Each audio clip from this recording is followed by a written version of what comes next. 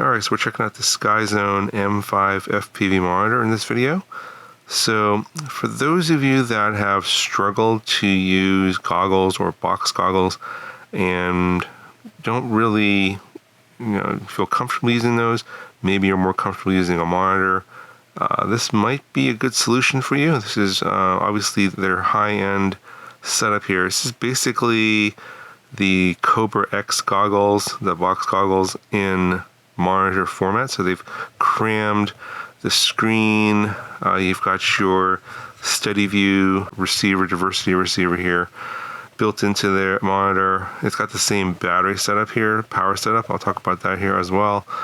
So it's essentially the Cobra X goggles, their high-end box goggle, shrunken down into a 5-inch monitor here.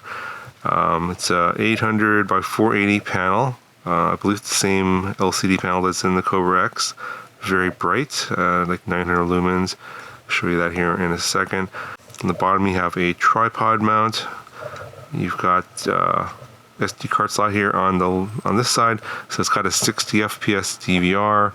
I think all of their products now have the 60 FPS DVR, so very nice.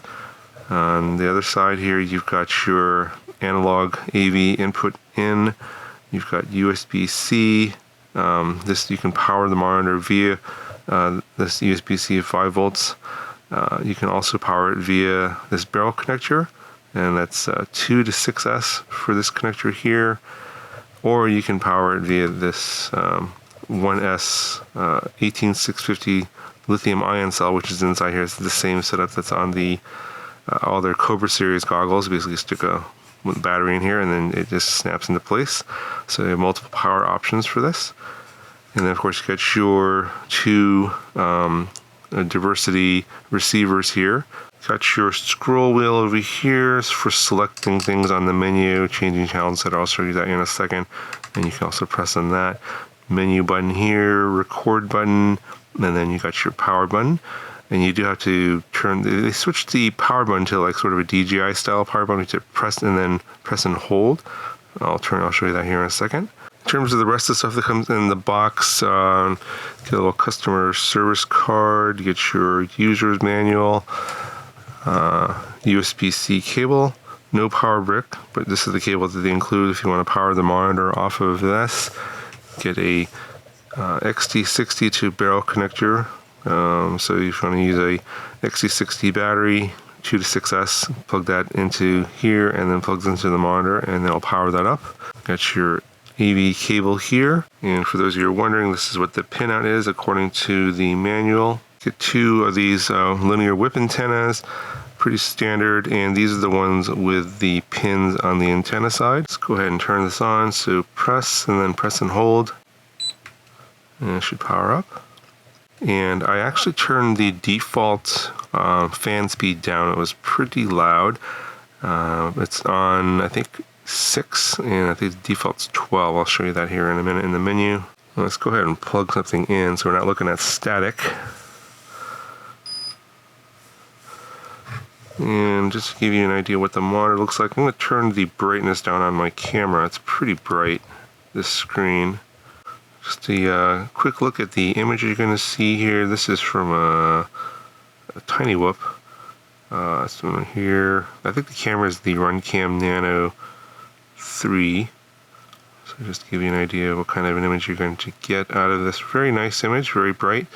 And I think I'm actually on the lowest brightness setting, one of the lower brightness settings. So this is the lowest brightness setting here. No, that's like 0. Still very bright.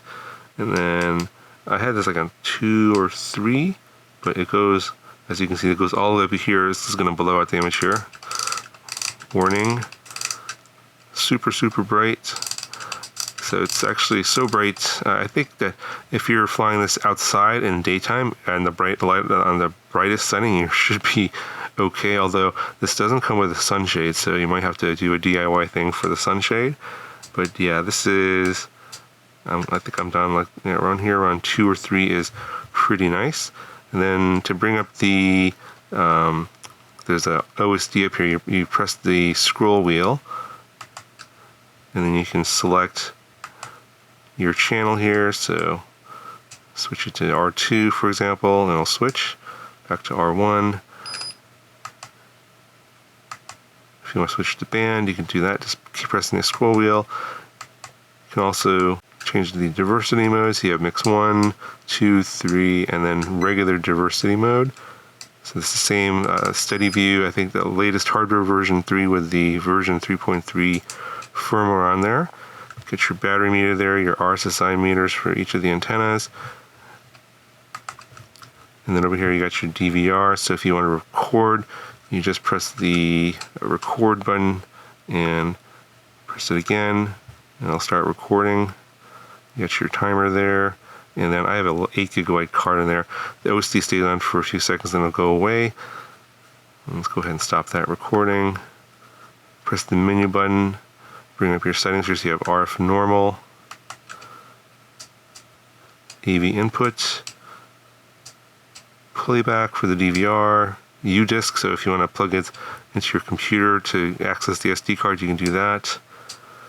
So those are all the different modes. So obviously we want to do RF normal, that's what we are going to be on. You can then change your image settings here. So you have brightness, contrast, saturation, etc. Go to your DVR. These are all your DVR settings. Your display settings here, OSD timeout, aspect ratio, etc. So this does do 4x3 for those of you that want to fly 4x3. And under system here, this is where you can change the fan speed. So I'm on 6 here, goes as high as 15. Not sure if you can hear that or not, but pretty loud to me. But 6 is, I think, a good balance for me. I don't hear it as much, and it is keeping the device nice and cool. And for those of you who are curious, here is the current firmware on my particular sample. And to turn it off, you have to do the DJI thing here. You have to release the button and then press it and hold. And they give you a little message there telling you that you need to do this. It's the DJ method, basically press and then press again and hold, and then it'll turn it on and off. Yeah, so overall, very good product. Of course, it's got the very good steady view receivers. So if you've been using other FPV monitors but haven't had good receivers in them, these are obviously one of the best ones out there. And now you have this sort of in one nice little compact package. And I started off in FPV like 10 years ago, flying airplanes through a monitor. And if you haven't been flying through a monitor, and that's basically the only way you can fly, but you want the sort of the better receivers, this is a product you kind of want to check out. I'm kind of wondering why Skyzone hadn't made this until obviously very recently. So yeah, check it out if you are one of those people that basically are stuck in the monitor world, can't use goggles, but you want obviously something like a steady view receiver for better reception. This is definitely a product you're going to want to check out. A link will be down in the video description if you guys want to check it out. That'll do it for this video. I'll talk to you guys in the next one.